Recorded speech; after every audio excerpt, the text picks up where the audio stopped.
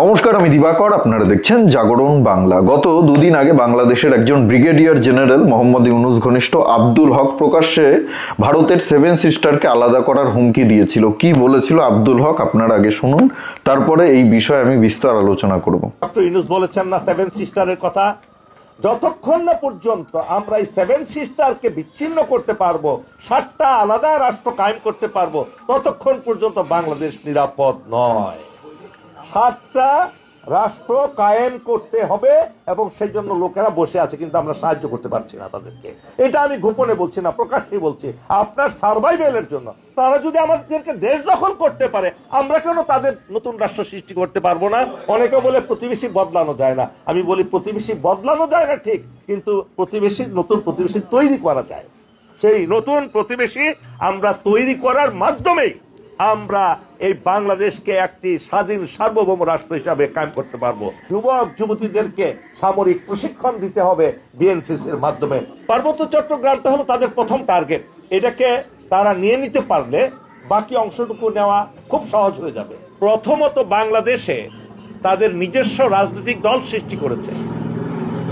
সেটা শুধু আওয়ামী লীগ নয়, আওয়ামী লীগের সাথে আরো অনেক দল আছে যারা প্রত্যক্ষ বা পরোক্ষভাবে তারা ইন্ডিয়ার বা ভারতের স্বার্থ তারা কায়েম করার জন্য অনবরত কাজ করছে, নিয়মিতভাবে কাজ করছে। এই জিনিসটা বুঝতে হবে। প্রথমত ভারতীয় দালাল দল তৈরি করেছে, রাজনৈতিক দল। তারা সেখানেই শেষ করেনি, তারা প্রশাসনে তাদের লোক ঢুকিয়েছে, আমাদের সামরিক বাহিনীতে তাদের লোক ঢুকিয়েছে, পুলিশে লোক ঢুকিয়েছে, দেশের সকল অঞ্চলে তাদের লোক আছে। তারা প্রথম টার্গেট করেছিল আওয়ামী লীগকে ক্ষমতায় বসিয়ে রেখে দেশটাকে একেবারে দুর্বল করে দিলে অটোমেটিক ভারতে সেটা দখল করবে। সেটা পারেনি। এর ছাড়াও তাদের ব্রিগেডিয়ার জেনারেল আব্দুল্লাহিল আমান আজমি বলেছেন পার্বত্য চট্টগ্রাম সমস্যা। পার্বত্য চট্টগ্রামটা হলো তাদের প্রথম টার্গেট। এটাকে তারা নিয়ে নিতে পারলে বাকি অংশটুকু নেওয়া খুব সহজ হয়ে যাবে। অলরেডি তারা শুরু করেছে আমাদের 22 কিলোমিটার যে একটা চিকেন নেক আছে সেটাকে বড় করার জন্য। এখন এর থেকে বাঁচার উপায় কি? আমাদের করণীয় হলো 36 জুলাই যেভাবে আমরা আন্দোলন করেছি, দালাল ছাড়া সবাই ঐক্যবদ্ধ হয়েছি না আমরা, এইভাবে আমাদের সকলকে প্রথমত ভারতের বিরুদ্ধে অবস্থান গ্রহণ করতে হবে। ইনিয়ে বিনিয়ে অনেক পলিটিক্যাল পার্টি গজে উঠছে, তারা ভারতপন্থী হয়ে ক্ষমতায় যাওয়ার জন্য, ভারতের সহযোগিতা নিয়ে ক্ষমতায় যাওয়ার জন্য, ভারতের সাহায্যে ক্ষমতায় যাওয়ার জন্য, এবং ভারতকেই তারা নিয়ামক শক্তি হিসেবে মনে করে ক্ষমতায় যাওয়ার এবং ক্ষমতায় টিকে থাকার, যেটা আওয়ামী লীগ করেছে। এদের থেকে আপনাদের সতর্ক থাকতে হবে।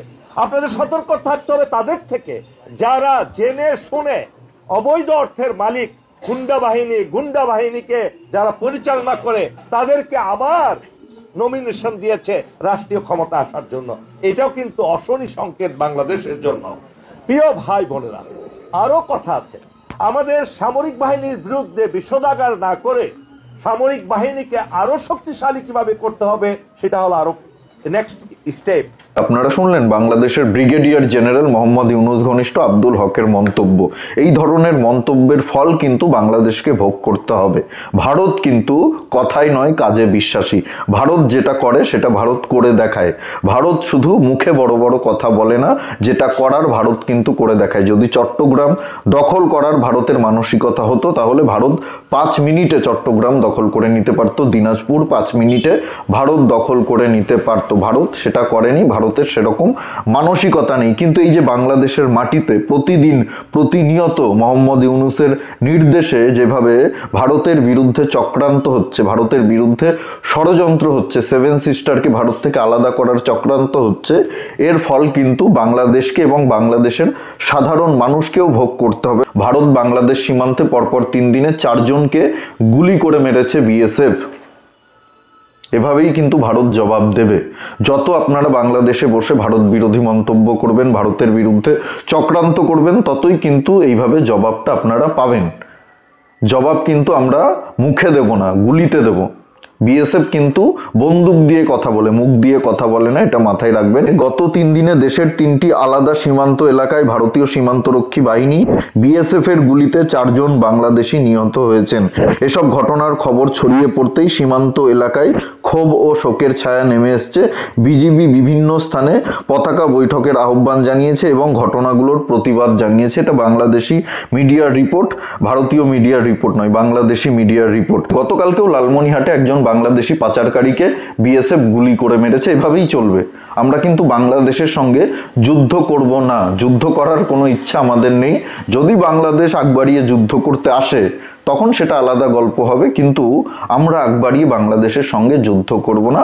আমরা এইভাবেই জবাব দেব, বন্দুক দিয়ে বিএসএফ জবাব দেবে। ভারতের বিরুদ্ধে চক্রান্ত হবে যতদিন বাংলাদেশের মাটিতে, যতদিন এই 7 সিস্টার নিয়ে বাংলাদেশের এই উপদেষ্টা, সমন্বয়করা, এই ব্রিগেডিয়ার জেনারেলরা ভারতের বিরুদ্ধে চক্রান্ত করবে, 7 সিস্টার নিয়ে চক্রান্ত করবে, ততদিন কিন্তু এইভাবেই জবাব দেওয়া হবে। মোহাম্মদ ইউনূসের যদি ক্ষমতা থাকে, বাংলাদেশের সেনাবাহিনীর যদি ক্ষমতা থাকে, বিজিবির যদি ক্ষমতা থাকে, তাহলে 7 সিস্টারকে আলাদা করে দেখান। চ্যালেঞ্জ করছি, ওপেন চ্যালেঞ্জ। আপনাদের যদি অকাত থাকে, ক্ষমতা থাকে, আপনারা 7 সিস্টার আলাদা করে দেখান। 7 সিস্টার নিয়ে যতদিন আপনারা এই ধরনের মন্তব্য করবেন ততদিন কিন্তু এইভাবেই আপনাদেরকে জবাব দেওয়া হবে। আমরা মুখে শুধু বড় বড় কথা বলি না, আমরা যেটা করি সেটা করে দেখাই। যেটা আমাদের করার সেটা আমরা করে ফেলি, করে আমরা তারপরে কথা বলি। আপনাদের যদি ক্ষমতা থাকে আপনারা করুন, তাহলে বুঝবো আপনারা এক বাপের সন্তান। যদিও গোটা বিশ্ব জানে বাংলাদেশিরা এক বাপের সন্তান না। পাকিস্তানের সেই 71-এর সেনারা যে বীজ ফেলে গেছিল সেখান থেকেই আপনাদের জন্ম হয়েছে। কার জন্ম কার ঔরসে হয়েছে, আসল বাবাকে, আসল ঠাকুরদাকে, সেটা আপনাদের মায়েরাও জানে না। ভারতের সঙ্গে পাঙ্গা নিয়ে লাভ নেই। তাই বাংলাদেশের যদি ভালো চান তাহলে সময় থাকতে সতর্ক হয়ে যান, সাবধান হয়ে যান। ওই আগে বলতো না আসিফ নজরুল যে 26 লক্ষ ভারতীয় বাংলাদেশে কাজ করছে, আজ পর্যন্ত একজন ভারতীয়কেও খুঁজে বের করতে পারলো না। এইভাবে উস্কানি দিয়ে ভারতের বিরুদ্ধে মিথ্যে প্রোপাগান্ডা ছড়িয়ে যে ভারতেই করছে আমাদের বিরুদ্ধে, ওই করছে। ভারতের যদি কিছু করার হয় ভারত করে ফেলবে, 5 মিনিট সময় লাগবে না ভারতের। সেই ক্ষমতা ভারতের রয়েছে, গোটা বিশ্ব জানে। বাংলাদেশকে পিঁপড়ের মতো পিষে মারতে ভারতের 5 মিনিট সময় লাগবে না। এটাই বাস্তবতা। আর এই বাস্তব সত্যটা আপনারা যত তাড়াতাড়ি মেনে নেবেন, যত তাড়াতাড়ি স্বীকার করে নেবেন, ততই কিন্তু বাংলাদেশের মঙ্গল হবে। ভিডিওটি প্রচুর পরিমাণে শেয়ার করুন, সকলের কাছে পৌঁছে দিন। আর জাগরণ বাংলা ইউটিউব চ্যানেলে নতুন হলে অবশ্যই চ্যানেলটি সাবস্ক্রাইব করে পাশে থাকুন, পাশের বেল আইকনটি প্রেস করে দিন। আমাদের প্রতিটি ভিডিওর নোটিফিকেশন আপনাদের কাছে সবার আগে পৌঁছে যাবে। আর এই বিষয়ে যদি আপনাদের কোনো মতামত থাকে অবশ্যই কমেন্টে জানাতে ভুলবেন না। সবাই খুব ভালো থাকুন, সুস্থ থাকুন, আশেপাশের সবার খেয়াল রাখুন। জয় হিন্দ, বন্দে মাতরম, ভারত মাতা কি জয়।